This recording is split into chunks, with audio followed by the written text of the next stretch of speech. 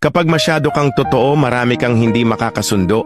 Hindi lahat kayang tanggapin ang katotohanang dala mo.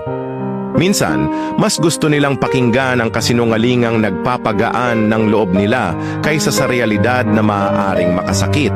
May mga taong lalayo sa iyo dahil hindi nila kayang harapin ang salamin ng katotohanang ipinapakita mo. Hindi ikaw ang problema, kundi ang takot nilang masira ang ilusyon ng mundo nila. Pero sa kabila ng lahat, may ilan pa ring mananatili, ang mga taong kayang pahalagahan ang katapatan mo. Sila ang mga hindi takot sa sakit na dala ng katotohanan dahil alam nilang iyon ang tunay na mahalaga.